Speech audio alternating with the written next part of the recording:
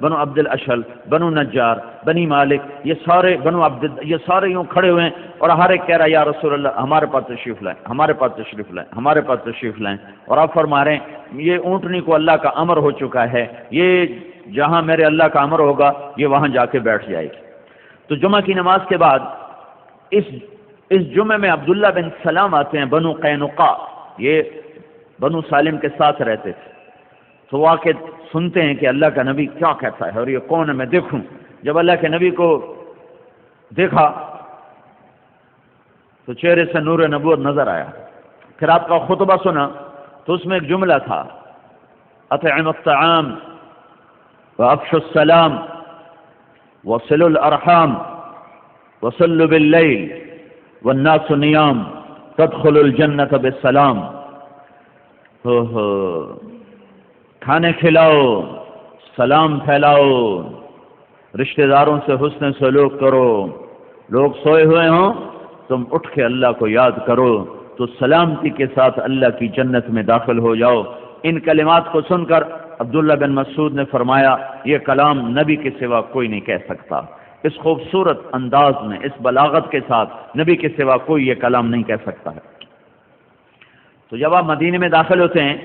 تو یہ جمعے کا دن ہے، جمعے کی نماز پڑھی جا چکی ہے، عورتوں کو خبر مل چکی ہے، بچوں کو خبر مل چکی ہے،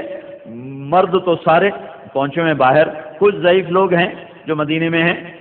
تو عورتیں چھتوں پہ چڑھی ہوئی ہیں کہ اللہ کے نبی کو دیکھنے کے لیے کیسے ہیں، اور بچیاں بچے وہ باہر آ چکے ہیں جہاں سے وہ گھاٹی تھی جس سے چڑھ کر یوں نیچے اترتے تھے تو آگے مدینہ آتا تھا۔ یہ سمجھو یہ پہاڑی ہے، یہاں سے راستہ آتا ہے، آگے یہ وادی ہے، یہاں مدینہ ہے۔ ادھر سے اللہ کے نبی تشریف لائے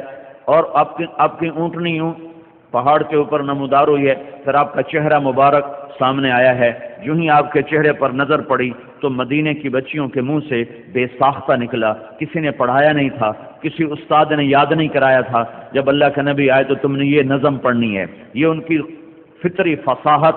فطری بلاغت اور فطری ان کا ادب تھا کہ ساری بچیوں کے منہ سے بے ساختہ بیک وقت نکلا طلع البدر علینا، وہ 14ویں کا چاند آ گیا،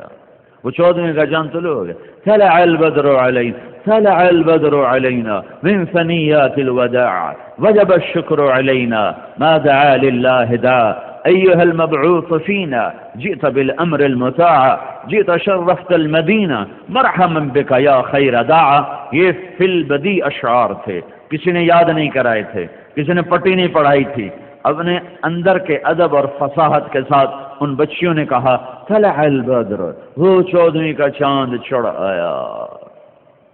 ودا کی گھاٹی سے چڑھا ہے، ہم پہ شکر واجب ہو گیا ہے، آپ تشریف لائے ہیں، آپ نے ہمارے مدینہ کو، یہ بچیوں نے کہا جی تشرفت المدینہ، مدینے کا نام ہے یثرب، یثرب غم کی جگہ، غم کی جگہ کو کہتے ہیں یثرب۔ تو اللہ کے نبی کی عادت تھی جس نام کا مطلب صحیح نہیں ہوتا تھا اسے بدل دیا کرتے، بدل دیتے۔ تو بچیوں نے کہا کہ آپ نے ہمارے مدینہ کو، مدینہ شہر کو کہتے ہیں، ویسے مدینہ شہر کو، مدینہ نام کوئی نہیں، مدینہ شہر کو کہتے ہیں، قریہ بستی کو کہتے ہیں۔ تو انہوں نے کہا کہ اے اللہ کے رسول آپ نے ہمارے شہر کو روشن کر دیا۔ یہ لفظ اللہ کے نبی کو پسند ہے، جی تشرفت المدینہ، تو آپ نے وہاں پہنچتے ہی اس کا نام یثرب سے ہٹا کر مدینہ رکھ دیا ان بچیوں کے اس خوبصورت کلمات پر اور اشعار پر۔ طلع البدر علینا من ثنیات الوداع وجب الشکر علینا ما دعا للہ داع ایها المبعوث فینا جئت بالامر المطاع جئت شرفت المدینہ مرحبا بک یا خیر داع۔ یہ آخری یہ جملہ تھا، اس میں یہ لفظ آیا تو اللہ کے نبی نے اسے پسند فرمایا اور یثرب کا نام مدینہ رکھ دیا۔ 10 سال آپ نے یہاں محنت فرمائی ہے، اس کے بعد آپ 12,000 حجاج کو لے کر آپ مکہ کی طرف تشریف لے جا رہے ہیں، اور 4 ذو الحج کو آپ مکہ پہنچتے ہیں تو 12,000 حجاج تقریباً 1 لاکھ میں تبدیل ہو چکے ہیں۔ پھر آپ 9 ذو الحج کو پہنچتے ہیں حج کے میدان میں تو یہ 1,25,000 24,000 میں تبدیل ہو چکے ہیں۔ اور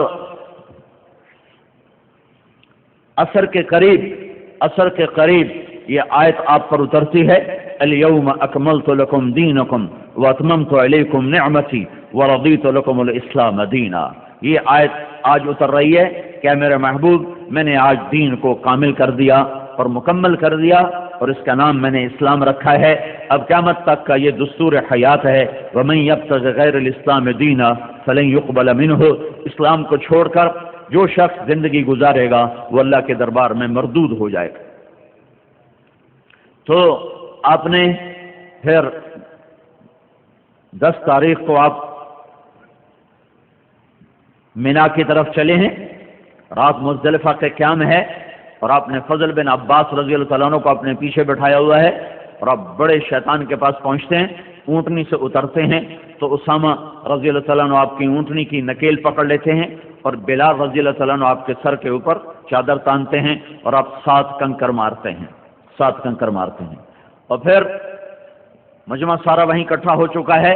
تو وہاں آپ 9 تاریخ کا خطبہ دوبارہ دہراتے ہیں ایک جملے کے اضافے کے ساتھ، فَلْيُبَلِّغِ الشَّاهِدُ الْغَائِبُ۔ یہ جملہ 9 تاریخ کو نہیں ہے، یہ 10 تاریخ کو ہے کہ الیوم اکملت لکم دینکم کے بعد یہ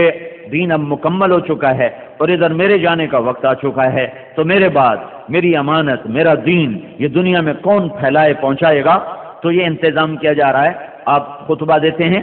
اور اس میں ایک جملے کا اضافہ ہے کل والے تقریر سے، فَلْيُبَلِّغِ الشَّاهِدُ الْغَائِبُ، میرا پیغام آگے پہنچانا تمہارے ذمے ہو گیا۔ عالم نہیں کہا کہ میرا پیغام عالم پہنچائیں، عامل نہیں کہا کہ میرا پیغام عمل کرنے والے پہنچائیں، عمل والے تبلیغ کریں، بے عمل تبلیغ نہ کریں، جیسے ہمارے یہاں مشہور ہے کہ پہلے عمل کرو پھر تبلیغ کرو، اگر عمل نہیں کرتے تو تمہاری تبلیغ کا کوئی فائدہ کوئی نہیں۔ بھائیو، میرے نبی کا فرمان ہے الدال علی الخیر کفاعلہ، اگر میں نے کسی سے کہا کہ بیٹا حفظ کر لے اور وہ قرآن کا حافظ بن گیا اور میں حافظ نہیں ہوں تو مجھے اس کے حافظ بننے کا اجر ملے گا۔ میں نے کسی کو کہا کہ بھائی تہجد پڑھ، بڑے اجر کی چیز ہے، اور میں خود تہجد نہیں پڑھتا، اس کے تہجد پڑھنے کا مجھے اجر مل گیا، الدال علی الخیر کفاعلہ۔ یہ بات غلط ہے کہ عمل نہ ہو تو تبلیغ نہیں ہو سکتی ہے، عمل کے ساتھ بھی دعوت دینا ہے، عمل نہیں ہے پھر بھی تبلیغ کا کام کرنا ہے۔ اللہ کا نبی نے ایسا لفظ بولا ہے جس نے امت کے ہر فرد کو جکڑ لیا ہے، فَلْيُبَلِّغِ الشَّاهِدُ الْغَائِبُ، بتانے والے میرا پیغام آگے پہنچا دیں۔ الشاہد، بتانے والے، بتانے والے، عمل والے ہوں تو بہت سونے پہ سہاگا ہے، علم والے ہوں تو اور بھی اعلیٰ درجے کی چیز ہے، لیکن علم نہیں ہے تو بھی بتا، علم ہے تو بھی بتا، عمل ہے پھر بھی بتا، عمل نہیں ہے پھر بھی بتا کہ عالم کہاں، ہر دور میں عالم ہمیشہ تھوڑے، ہر دور میں عمل والے ہمیشہ تھوڑے، تو کیا تبلیغ کا کام سب سے چھٹی ہو جائے، سب کو معاف کر دیا جائے؟ کہ نہیں، کنتم خیر امت اخرجت للناس تأمرون بالمعروف وتنہون عن المنکر وتؤمنون باللہ۔ اے میرے محبوب کی امت، تم بڑی اعلیٰ بہترین امت ہو کہ تم میرے پیغام کو پہنچاتے ہو، بھلائیوں کو پھیلاتے ہو، برائیوں کو روکتے ہو، اور اس کا صلہ مجھ سے لیتے ہو۔ ایمان یہاں اخلاص کے معنی میں ہے کہ اس کا صلہ تم لوگوں سے واہ واہ کی شکل میں یا مال کی شکل میں یا شیرینی کی شکل میں یا تحفے تحائف کی شکل میں نہیں لیتے ہو، بلکہ اس کا صلہ تم صرف اللہ تعالیٰ سے لیتے ہو۔ اللہ نے اس امت کو یہ آج منصب دے رہا ہے، آج یہ وظیفہ دیا جا رہا ہے، فَلْيُبَلِّغِ الشَّاهِدُ الْغَائِبُ، میرا پیغام آگے پہنچاؤ۔ پھر آپ نے پھر آپ نے 100 اونٹ منگوائے جو آپ کے ساتھ تھے قربانی کے، اس میں سے 63 کو الگ کیا،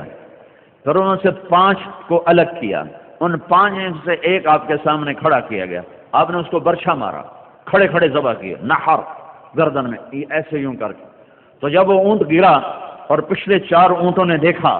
کہ یہ اونٹ اللہ کے نبی کے ہاتھوں ذبح ہوا ہے، تو ان دونوں 4 اونٹوں میں نا